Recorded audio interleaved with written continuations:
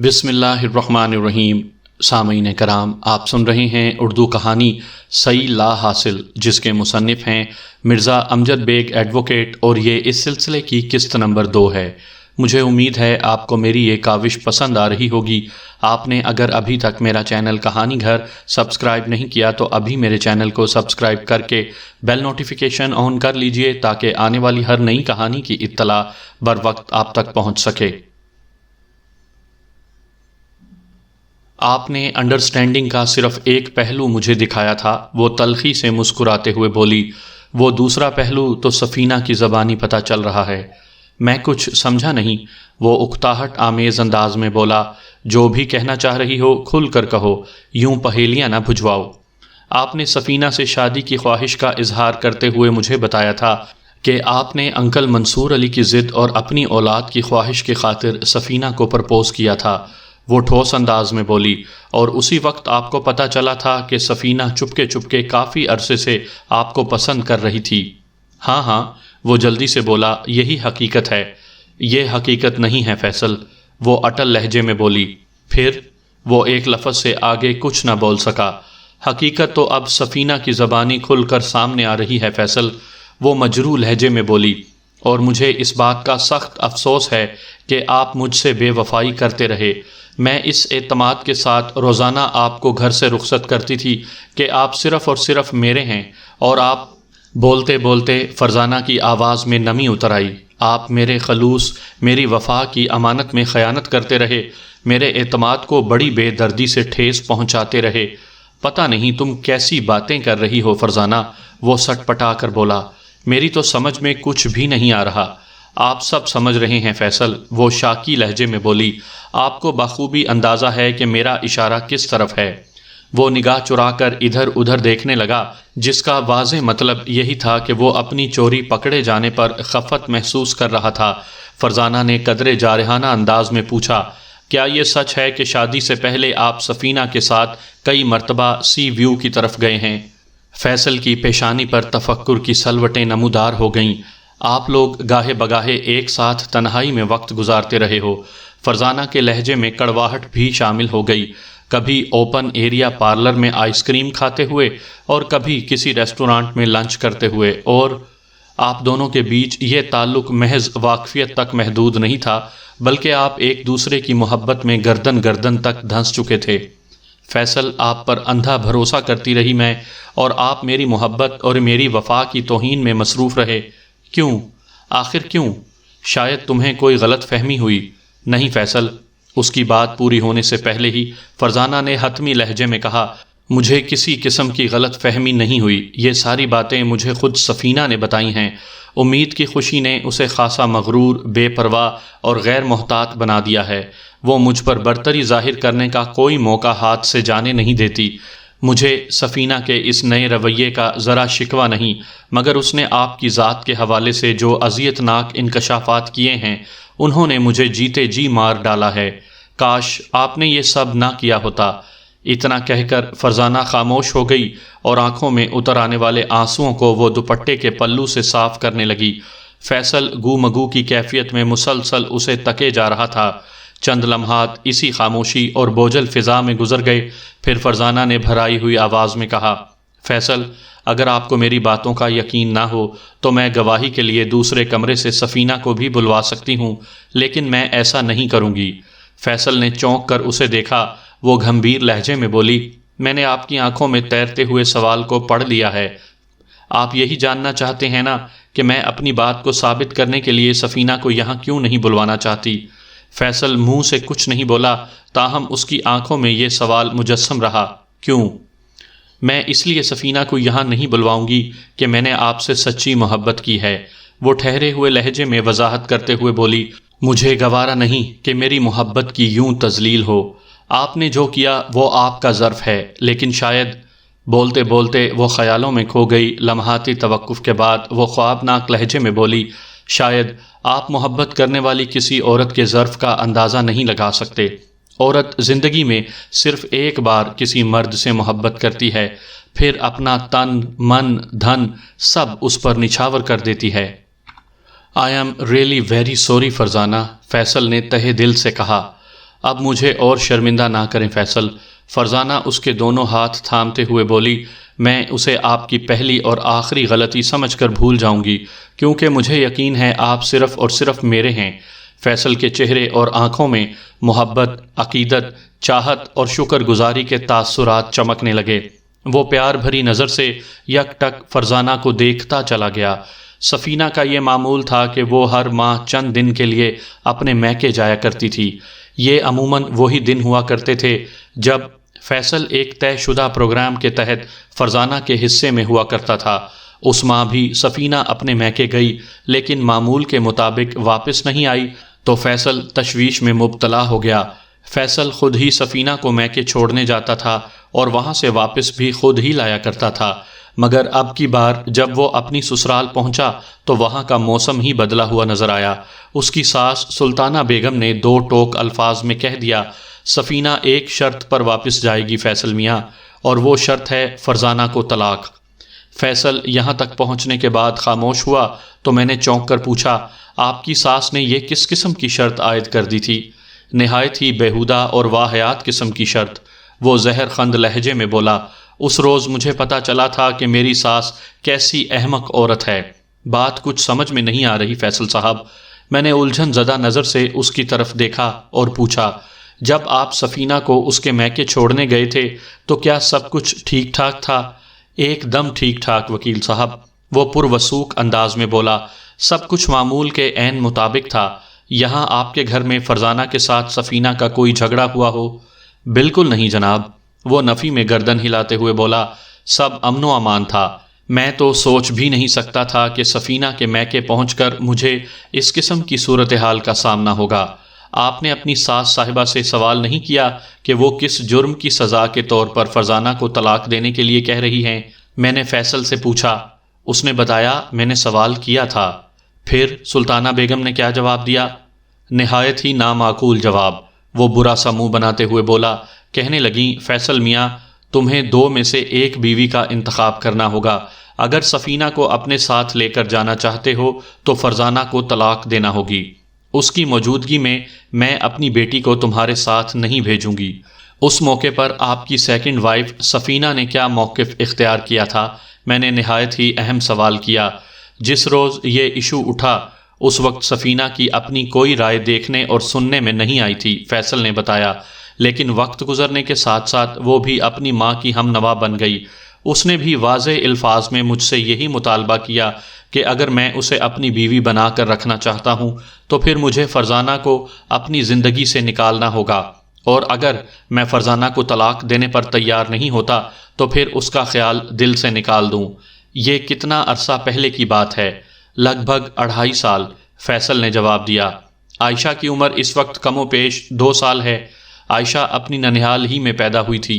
اوہ، میں نے رف پیڈ پر قلم گھسیٹتے ہوئے سوال کیا، جب ماں بیٹی ایک ہی سبق دہرانے لگی تھیں تو اس موقع پر آپ نے کیا موقف اختیار کیا تھا؟ میں نے اپنی ساس کو سمجھانے اور اپنی بیوی کو منانے کی کوشش کی تھی۔ تو کیا آپ کی بات ان کی سمجھ میں آ گئی تھی؟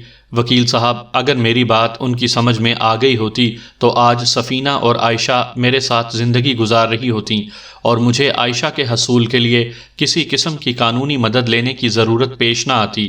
ایک بات کہوں فیصل صاحب، میں نے براہ راست اس کی آنکھوں میں دیکھتے ہوئے کہا، اگر آپ مائنڈ نہ کریں تو۔ نیور مائنڈ وکیل صاحب، وہ گہری سنجیدگی سے بولا، آپ جو بھی کہنا چاہتے ہیں بے دھڑک کہہ ڈالیں۔ آپ نے مجھے اپنی زندگی کی جتنی کہانی سنائی ہے، میں نے ٹھہرے ہوئے لہجے میں کہا، اس سے میں ایک نتیجے پر پہنچا ہوں۔ کون سے نتیجے پر وکیل صاحب؟ سفینہ اور آپ کی شادی جن بھی حالات میں ہوئی، میں نے کہا، لیکن یہ شادی ہو جانے کے بعد سفینہ اور اس کی ماں نے ایک مخصوص ذہن بنا لیا تھا، انہیں ایک خاص وقت کا انتظار تھا۔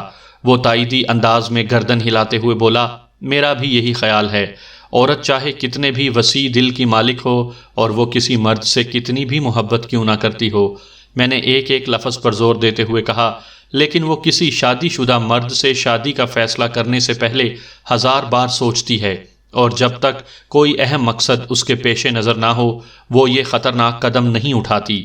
میں نے لمحاتی توقف کر کے فیصل کی جانب دیکھا، وہ یک ٹک مجھے ہی دیکھ رہا تھا۔ میں نے اپنی بات کو آگے بڑھاتے ہوئے کہا، آپ کے کیس میں بھی کچھ ایسا ہوا ہے فیصل صاحب۔ آپ کی سفینہ سے شادی ہو گئی، جتنی وسیع القلبی سے فرزانہ نے سفینہ کو قبول کیا، ایثار کا ایسا مظاہرہ سفینہ کی طرف سے دیکھنے میں نہیں آیا۔ وہ بظاہر فرزانہ کو ایک بہن اور ایک سہیلی سمجھتی رہی، تاہم اس نے دل سے فرزانہ کو قبول نہیں کیا تھا۔ وہ فرزانہ کی اس کمزوری سے بخوبی واقف تھی کہ وہ آپ کے لیے اولاد پیدا نہیں کر سکی تھی، لہٰذا سفینہ بڑے صبر اور سکون سے اس وقت کا انتظار کرتی رہی جب وہ امید سے ہو جائے۔ آپ نے اولاد کے حصول کی خاطر دوسری شادی کی تھی، چنانچہ فطری طور پر آپ کا جھکاؤ اسی بیوی کی جانب زیادہ ہوتا جو آپ کے لیے اولاد پیدا کرنے جا رہی تھی۔ میں نے لمحاتی توقف کر کے ایک گہری سانس لی، پھر اپنی بات مکمل کرتے ہوئے کہا، میں سمجھتا ہوں سفینہ اور اس کی ماں سلطانہ بیگم نے ایک گہری سازش کے تحت آپ کو پھانسا ہے۔ وہ دونوں آپ کی نفسیاتی کمزوریوں سے اچھی طرح واقف ہیں، انہیں پتہ ہے آپ اپنی بچی کی خاطر سفینہ کی جانب جھکیں گے اور وہ آپ کو مجبور کرنے میں کامیاب ہو جائیں گی کہ آپ فرزانہ کو طلاق دے دیں۔ کیا میں غلط کہہ رہا ہوں؟ آپ قطعاً غلط نہیں کہہ رہے وکیل صاحب، وہ بڑی رسان سے بولا۔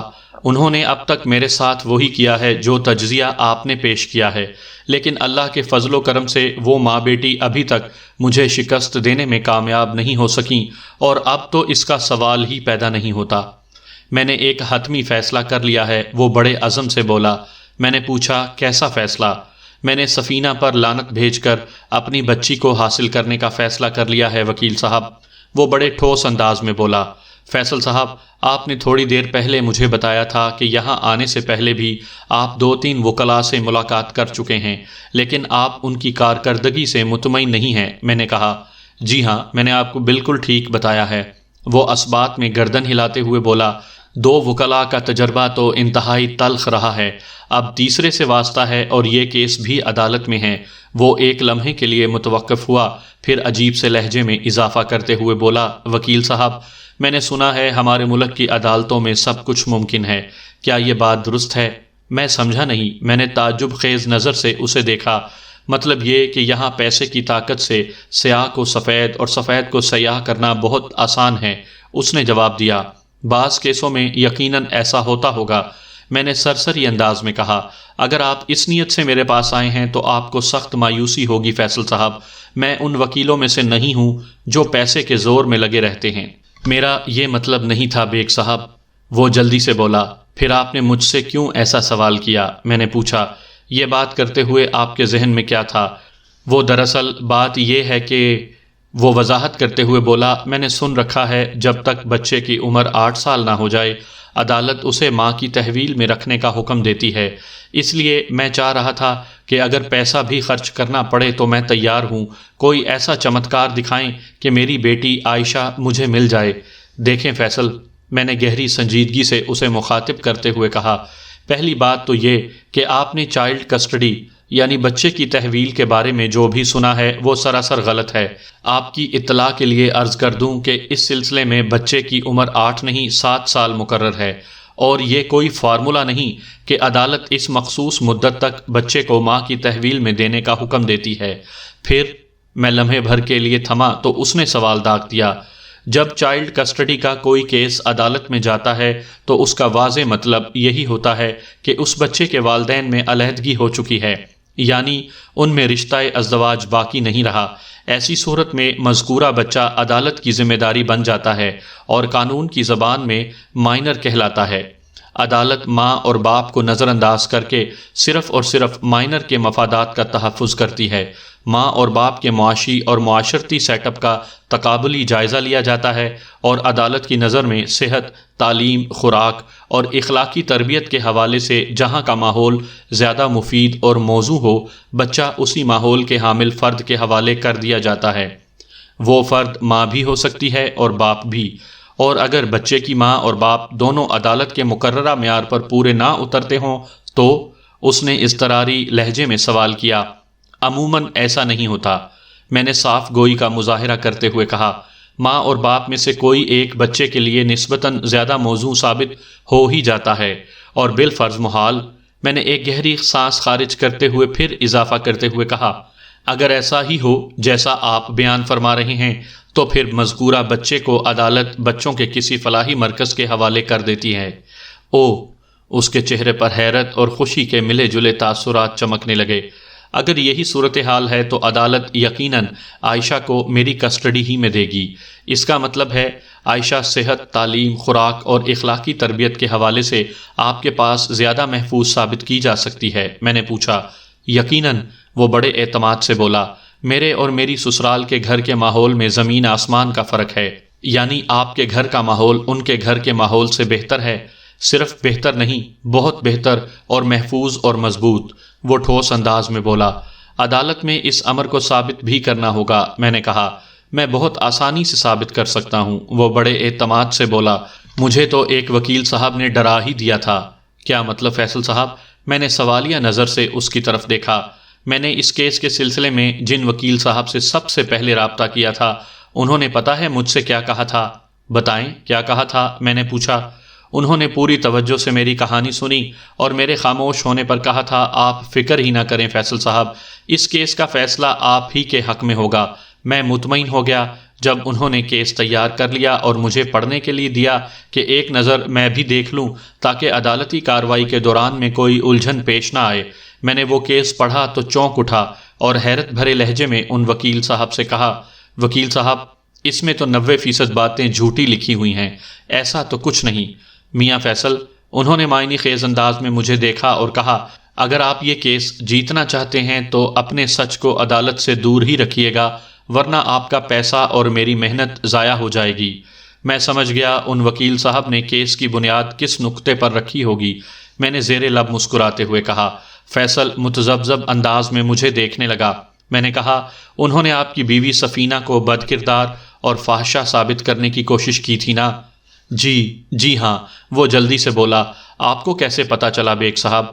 ایسے پتا چلا کہ، میں نے ٹھہرے ہوئے انداز میں کہا، چائلڈ کسٹڈی کے کیسوں میں 90% وکلاء یہی حربہ استعمال کرتے ہیں۔ وہ بچہ باپ کی تحویل میں دلوانے کے لیے اس کی ماں کو بد کردار اور فحشہ ثابت کرنے کی کوشش کرتے ہیں، لیکن یہ گھٹیا اور غیر اخلاقی ہتھ کنڈا ہے۔ صحیح اور مستحسن عمل وہی ہے جو میں نے تھوڑی دیر پہلے بیان کیا ہے۔ عدالت کو کبھی کمزور اور بے وقوف نہیں سمجھنا چاہیے۔ میں نے ان وکیل صاحب سے جان چھڑائی اور دوسرے وکیل صاحب کی خدمات حاصل کر لیں۔ فیصل نے بات کو آگے بڑھاتے ہوئے کہا، یہ وکیل صاحب بڑے غیر محسوس انداز میں فریق مخالف سے جا ملے اور کیس ہوا میں معلق ہو کر رہ گیا۔ مجبوراً مجھے ان سے بھی جان چھڑانا پڑی اور اب میرا کیس جاوید ترمذی صاحب کے پاس ہے۔ او، جاوید ترمذی کے پاس ہے؟ میں نے ایک گہری سانس خارج کی۔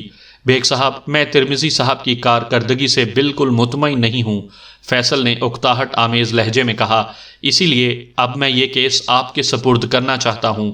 جاوید ترمذی صاحب وکیل کم اور سیاست دان زیادہ ہیں، میں نے گہری سنجیدگی سے کہا۔ انہیں خبروں میں رہنے کا شوق ہے، ایک مقامی اخبار میں وہ کالم نویسی بھی فرماتے ہیں۔ مجھے تو حیرت ہے انہوں نے آپ کا کیس لے کیسے لیا، ان کی تو دیگر سیاسی مصروفیات ہی اتنی زیادہ ہیں کہ اس قسم کے چھوٹے موٹے کیسوں میں وہ ہاتھ ہی نہیں ڈالتے۔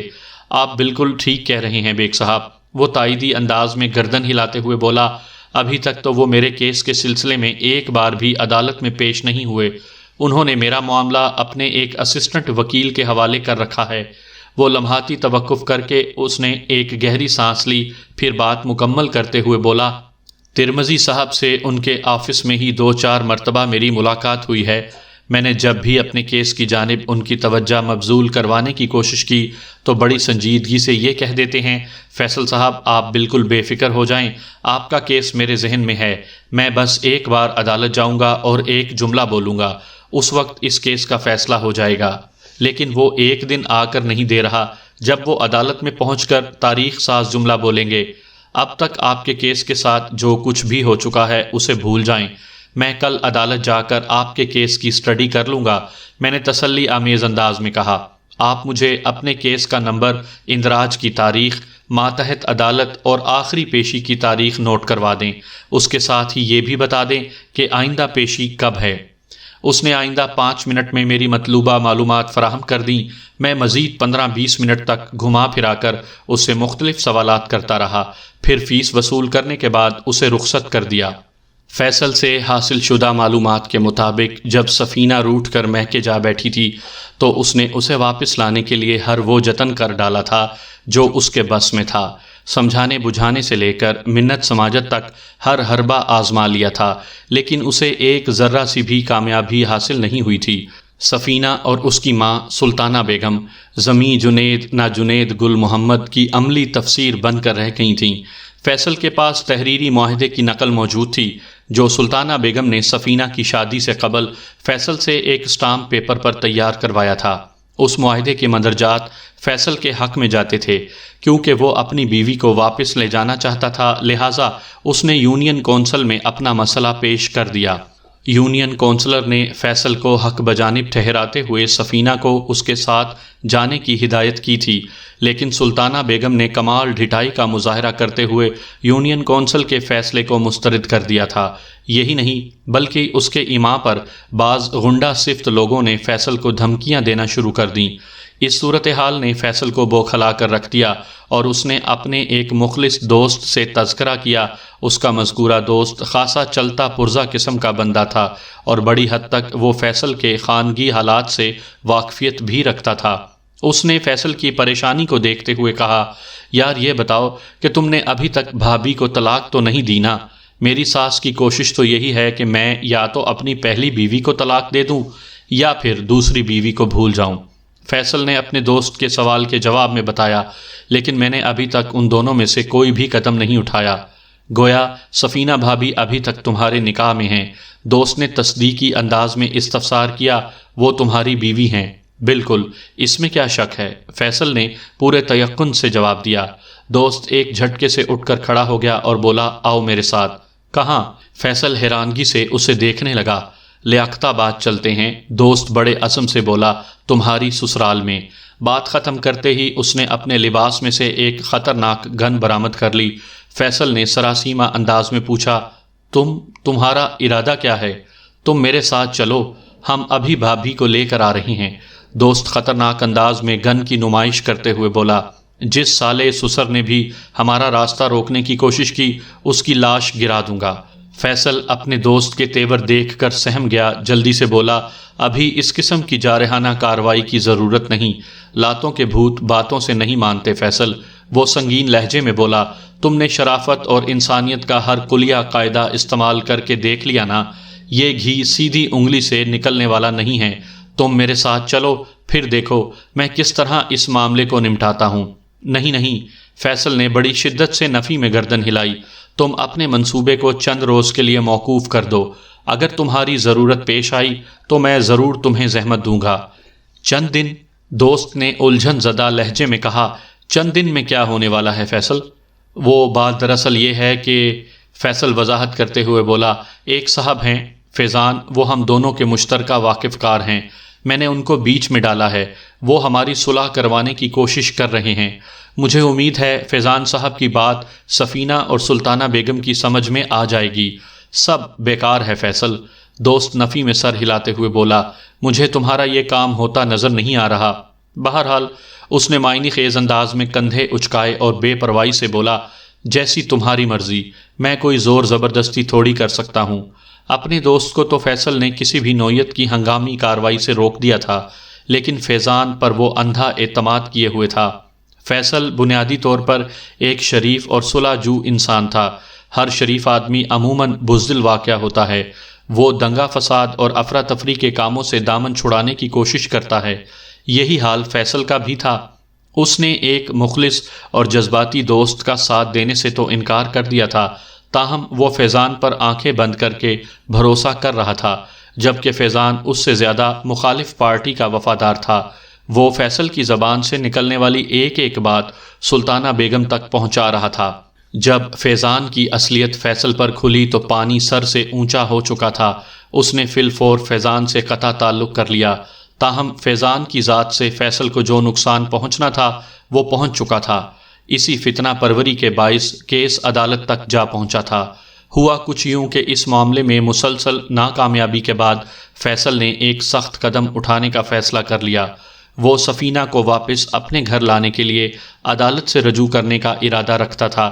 سفینہ واپس آ جاتی تو اس کے ساتھ ہی عائشہ کو بھی آنا پڑتا۔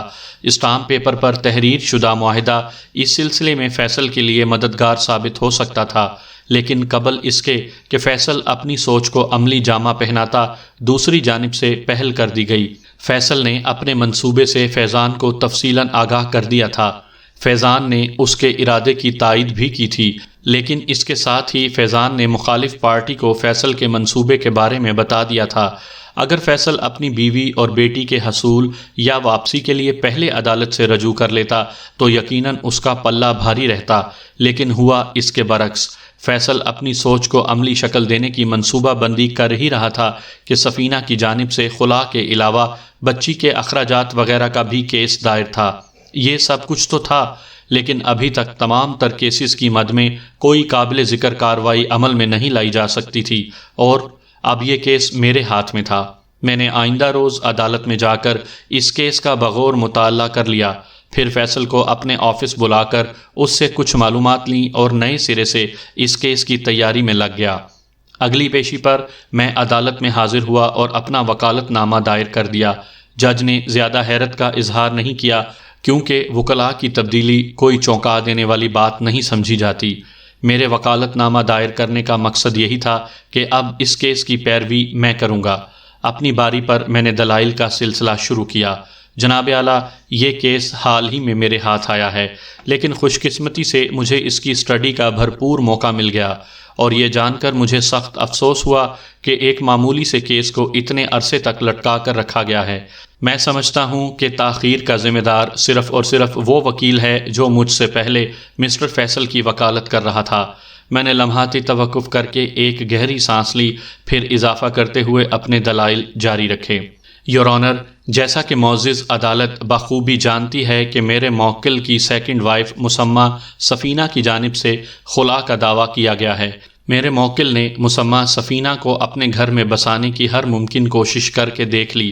یہ معاملہ یونین کونسل سے ہوتے ہوئے عدالت تک پہنچا، اور مسمہ سفینہ کی طرف سے خلا کا مطالبہ اس امر کا غماز ہے کہ وہ کسی بھی قیمت پر اپنے شوہر یعنی میرے موکل کے ساتھ رہنے کو تیار نہیں۔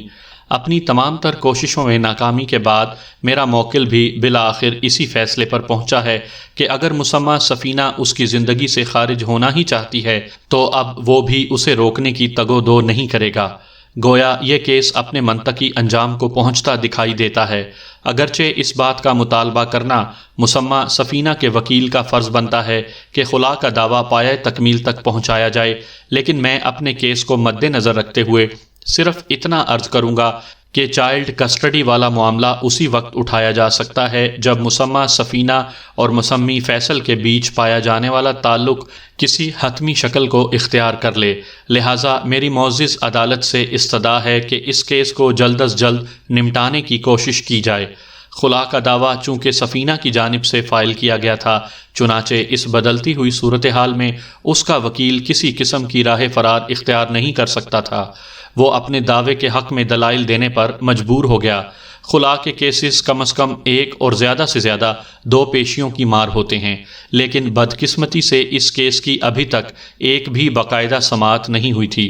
کسی نہ کسی وجہ سے معاملہ ٹل جاتا اور اگلی پیشی کے لیے تاریخ دے دی جاتی۔ آج پہلی مرتبہ ڈھنگ سے عدالتی کارروائی ہو رہی تھی۔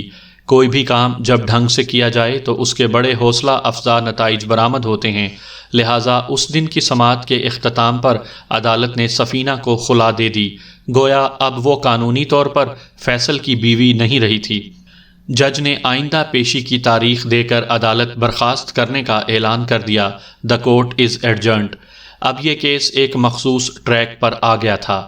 فیصل کی 2 سالہ بچی عائشہ اپنی ماں کی کسٹڈی میں تھی اور مجھے اسے وہاں سے نکال کر فیصل کی تحویل میں لانا تھا۔ آئندہ 2 پیشیوں پر سفینہ نے دانستہ ایسا رویہ اپنایا کہ فیصل اپنی بچی کی ایک جھلک بھی نہ دیکھ سکے۔ وہ فیصل کی کمزوری سے بخوبی واقف تھی اور عائشہ کو وہ ایک خطرناک ہتھیار کے طور پر فیصل کے خلاف استعمال کر رہی تھی۔ اس سے بعد کی 2 پیشیوں پر فیصل عائشہ سے مختصر سی ملاقات کرنے میں کامیاب تو رہا، لیکن یہ ملاقاتیں جس نوعیت کی ہوتی ہیں اور جس قسم کے ماحول میں کروائی جاتی ہیں وہ افسوسناک ہونے کے علاوہ بچے کی نفسیات کے لیے بھی انتہائی ہولناک اور تباہ کن ہے۔ ایک میلے اور گندے سے کمرے میں باپ ڈھیروں کھلونے سجائے اپنی اولاد کے ساتھ ملن کی چند گھڑیوں میں سے سکون اور خوشی کو کشید کرنے کی کوشش میں لا یعنی اور عجیب و غریب حرکتیں کرتا نظر آتا ہے۔